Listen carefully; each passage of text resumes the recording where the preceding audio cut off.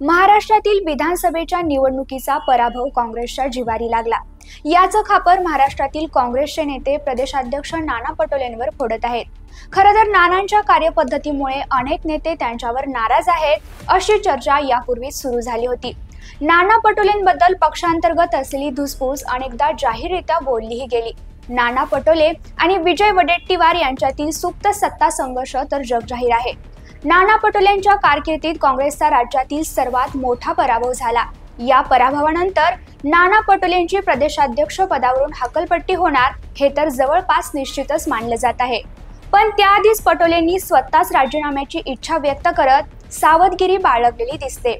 आता भाजपची महाराष्ट्रात लाट आली असतानाच महाराष्ट्रात प्रदेशाध्यक्ष देणं काँग्रेस समोर आत्ताचं सर्वात मोठं आव्हान ठरणार आहे।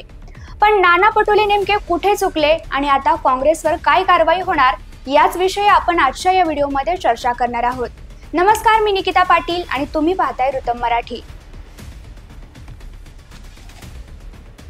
5 फेब्रुवारी 2021 मध्ये नाना पटोले यांनी काँग्रेसचे प्रदेशाध्यक्ष म्हणून पदभार स्वीकारला। जवळपास 4 वर्ष ही जबाबदारी त्यांनी सांभाळली। गेल्या 4 वर्षात प्रदेशाध्यक्ष म्हणून पक्ष बांधणी, पक्षातील नेत्यांशी समन्वय ठेवण्यासाठी नानांनी ठोस अशी भूमिका घेतलेली दिसली नाही। मुख्यमंत्री पदाची इच्छा मनात ठेवून नानांनी पक्षातच राजकारण केलं असं देखील म्हटलं गेलं। पृथ्वीराज चव्हाण, बाळासाहेब थोरात, विजय वडेट्टीवार, यशोमती ठाकूर यांसारखे बडे आणि अनुभवी नेते असतानाही नाना पटोलेंनी त्यांच्याशी जुळवून घेण्याचा प्रयत्न न करता त्यांना स्पर्धक मानलं। स्वतःला काँग्रेसचा निष्ठावंत नेता म्हणून घेण्यात ते एवढे मग्न झाले होते की काँग्रेसमधील इतर बडे नेते भाजपला आतून मिळालेले आहेत असं चित्र त्यांनी निर्माण केलं। सत्यजित तांबेंच्या प्रकरणातही नाना पटोलेंनी बाळासाहेब थोरातांना अडचणीत आणण्याचा प्रयत्न केला। नाना पटोले स्वतः ओबीसी प्रवर्गातून असताना आणि राज्यात मोठ्या प्रमाणात ओबीसी समाज असताना ते ओबीसी वर्गातील मतदान काँग्रेसकडे वळवण्यात अपयशी ठरले। खरं तर नाना पटोलेंवर अद्याप भ्रष्टाचाराचा तसा कोणताही ठोस आरोप नाही। त्यामुळे राज्यातील महायुतीच्या नेत्यांना वेठीस धरत महाराष्ट्रात काँग्रेसचा दबदबा तयार करणं त्यांना शक्य होतं, परंतु या संधीचा ते फायदा उठवू शकले नाहीत। प्रदेशाध्यक्ष पदाच्या 4 वर्षात राज्यातील सर्वसामान्यांच्या प्रश्नांना धरून सत्ताधाऱ्यांना धारेवर धरताना ते फारसे दिसले नाहीत। शेतकऱ्यांचे प्रश्न, रोजगाराचे प्रश्न, महिला सुरक्षेचे प्रश्न उचलून सरकारवर तीव्र शब्दात हल्लाबोल करताना नाना कधीच दिसले नाहीत।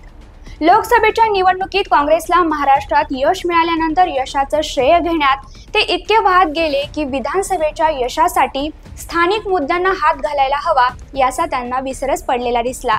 राज्यातील नेतृत्व म्हणून विधानसभेच्या निवडणुकीत त्यांनी पक्षातील इतर ज्येष्ठ नेत्यांनाही सोबत घेऊन निर्णय घेणं अपेक्षित होतं।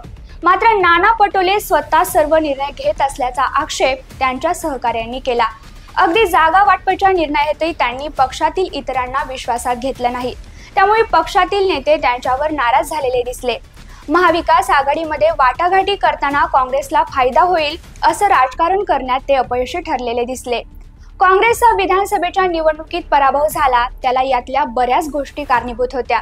परंतु नाना पटोले अपयशाचं आत्मचिंतन न करता अपयशाचं खापर ईव्हीएम वरती फोडताना दिसले। आता आणखी एक महत्त्वाचा मुद्दा म्हणजे बाळासाहेब थोरात प्रदेशाध्यक्ष असताना महाविकास आघाडी सरकार सत्तेत आलं, त्यामुळे बाळासाहेब प्रदेशाध्यक्ष म्हणून यशस्वी ठरले। मात्र नाना पटोले प्रदेशाध्यक्ष झाल्यानंतर महाविकास आघाडी सरकार पडलं, त्यामुळे या बाबतीत तुलना केली असता पटोले इथेही कमीच पडल्याचं दिसतं। खरं तर राज्यातील काँग्रेस नेते सोनिया गांधी, राहुल गांधींकडे नाना पटोलेंची वारंवार तक्रार करत होते, परंतु त्याची गांभीर्याने दखल घेतली गेली नाही।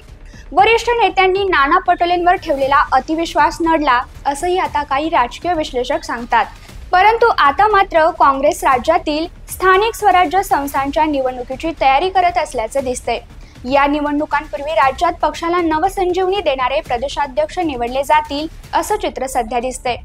सध्या प्रदेशाध्यक्ष पदासाठी बाळासाहेब थोरात, विजय वडेट्टीवार, यशोमती ठाकूर, सतेज पाटील, विश्वजित कदम यांची नावं सध्या चर्चेत आहेत।